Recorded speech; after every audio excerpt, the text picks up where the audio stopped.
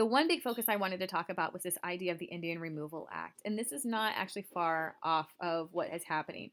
You can kind of see in the background that that's actually an owl. Um, and then you can also see people with just blankets trudging through the snow. That happened. So, what is leading up to the Indian Removal Act? First, you have something called the Indian Civilization Act of 1819. Now, this is pre John Q. Adams and this is pre Andrew Jackson, but just kind of telling you how we're treating Native Americans. The goal was to assimilate Native Americans to white culture. So you would give them some government aid and you would set up boarding schools. So that meant if there were Native American children, you would rip them from their families and you would put them in these boarding schools and teach them the white ways, how to be proper white students, and then eventually leaders. So you really want to like pull them away from all of their culture, not let them speak their language, cut their hair, things like that. That's what's happening in boarding schools. They would be punished if they spoke their native tongue. Many children obviously tried to run away and go back to their families, but they were often found. So by 1830, this is in the second year of Andrew Jackson's presidency, they come up with the Indian Removal Act. It's focused on the 5 civilized tribes that we learned about last year: the Cherokee, the Choctaw, Chickasaw, Creek, and Seminole. These are all tribes typically located in the American Southeast. Think Tennessee, Mississippi, Alabama, Florida, Carolinas. Think of that. Now, I know you can read, but I'm going to read through these. Reasons for the removal. Okay, these are the reasons that people literally wrote down and said, "This is why we have to do it. This is why it's good." Number one, improve national and state government relationship in regards to Native Americans. How is that improving? Because you move them completely out of your territory. So you get rid of what you consider, quote unquote, the problem. It will place a dense and civilized population in large tracts of land inhabited by the savages. So you can see they're using words like savages. Savages is not like a good term. It's not positive. It's not like, oh man, we're savages, yay. It's a negative term. It's meant to dehumanize the Native Americans.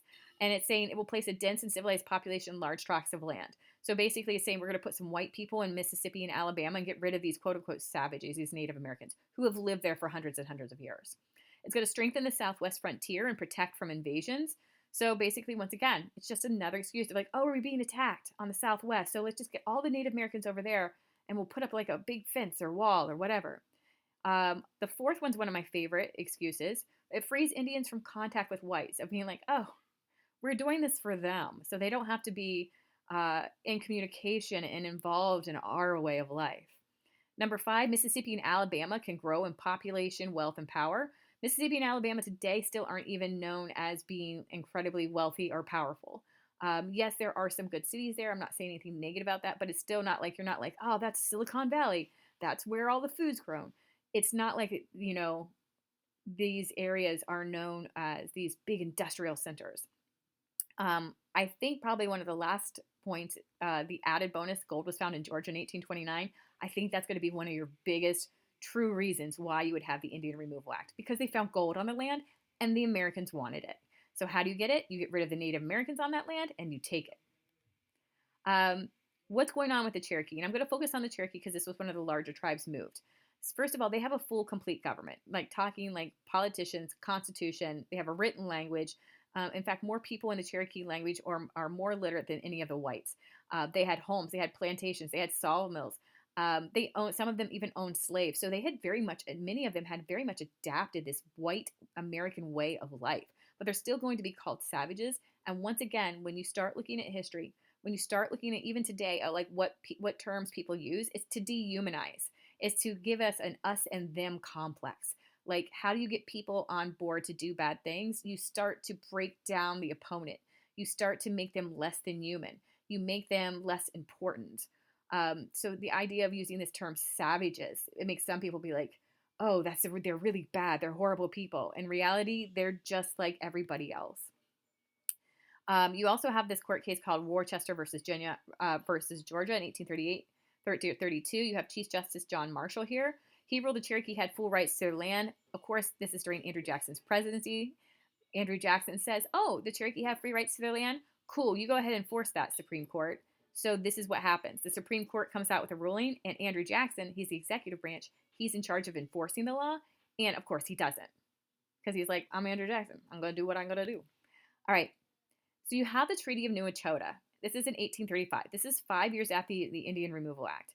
You had 100 Cherokee who signed this. You have people like Major Ridge, John Ridge, and Elias Boudinot who sign it. The idea is that they will give up their land east of the Mississippi River for land in the west, money, livestock, provisions, tools, etc. The person on the left is Chief John Ross. He is one quarter Cherokee. His father was Scottish, just in case you cared. He did not sign this treaty. Many people believe that the 100 Cherokee who signed it had no right to sign it because it was not just those 100 people's lands. It was everybody's land, and they had no right to make this treaty with the United States of America. The people who did sign it believed we're going to be removed from our land anyways. We might as well get something from it. So it was kind of a lose-lose situation for this Treaty of New Echota. And of course, the United States said, "Oh, people signed it. You had tribal leaders sign it, so this is what we're holding. You guys totally have to leave." The people who signed it essentially signed their death warrant by their own people. Major Ridge, John Ridge, Elias Boudinot will be hunted down in Indian Territory, which will be present-day Oklahoma, essentially, and they will be killed by their own people because they are seen as traitors. All right, so here is the Indian Removal Act. Indian Removal Act started in 1830, 1838. It goes into effect. By this time, if you were a Native American living in the American Southeast, if you have not moved to the Native American territory in the in the Southwest, like Oklahoma Territory, then you will be rounded up and forcefully removed. Many people stayed because they're like, well, this can't possibly happen. We're going to keep fighting it. We're going to keep fighting it. The person on the left in the picture, not the horse, obviously, the person, that's General Winfield Scott. I point him out because he's going to lead this Indian Removal Act. He's in charge of that. I also point this out because this will be the first American Union leader that Abraham Lincoln calls upon. So keep in mind, this is what this guy looked like in 1838. He will then fight the Mexican-American War in the 1840s, and then 20 years later, he's still expected to be an American Civil War leader. So we'll get into that later, but I just want you to know, General Winfield Scott, we have talked about him. So he is going to forcibly remove the Indians. 15,000 are in total are going to be moved. They're rounded up and put in stockades. They're rounded up and put in forts. Many of them have, because they're in these dirty, cold, cramped conditions, and a lot of them are starting to be rounded up in September, October, which many of you know is getting close to winter.